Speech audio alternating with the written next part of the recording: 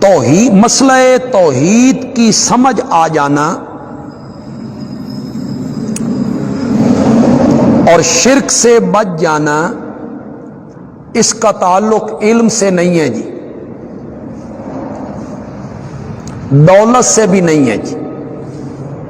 تعلیم سے بھی نہیں ہے جی، عقل سے بھی نہیں ہے جی۔ توحید کی سمجھ کا آ جانا اور شرک سے بچ جانا، ذالک من فضل اللہ، یہ اللہ کا فضل، جس کو چاہتا ہے مسئلہ توحید کی سمجھ عطا کر دیتا، شرک سے بچا لیتا ہے۔ ورنہ بڑے بڑے پڑھے لکھے بیرسٹر، وکیل، جج، چیف جسٹس،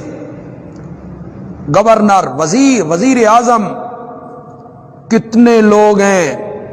انہیں شرک کی حقیقت کا پتہ ہی نہیں، توحید کی سمجھ ہی نہیں، پڑھے لکھے ہیں، کتنے کتنے ایم اے کیے ہوئے ہیں،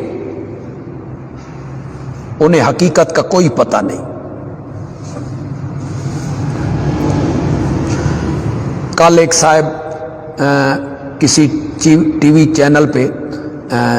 شرک کیا ہے، یہ عنوان تھا، شرک کیا ہے،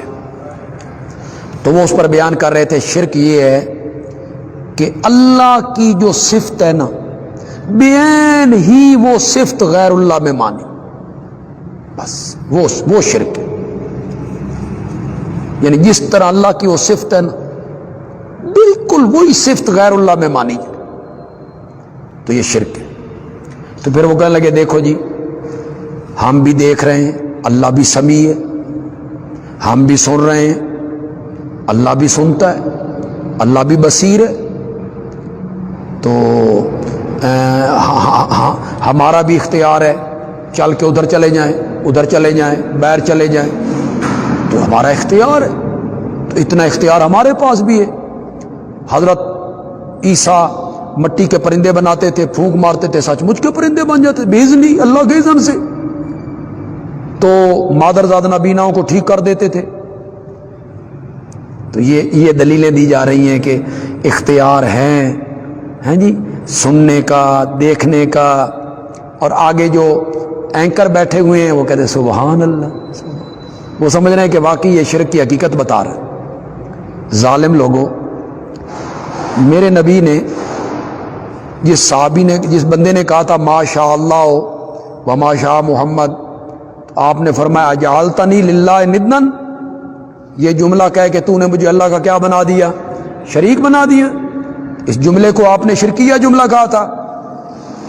پھر قرآن کہتا ہے والذین تدعون من دونی ما یملکون من قطمیر ان تدعوہم لا یسمعوا دعاکم ولو سمعوا ما استجابوا لکم ویوم القیامت یکفرون بشرککم۔ یہاں کس کو شرک کہا ہے جی؟ تدعون من دونی، اللہ کے سوا کسی اور کو پکارنا، اس نظریے سے کہ وہ غائبانہ میری پکار کو سنتا ہے۔ لیکن یہ جو توحید کی نعمت ہے، یہ میٹھا میوہ ہے، اللہ نے ہمیں چکھایا ہے، اور شرک سے اللہ نے، شرک جیسی لعنت سے، گندگی سے، غلاظت سے اللہ نے ہمیں بچایا ہے۔ ذالک من فضل یا صاحب السجن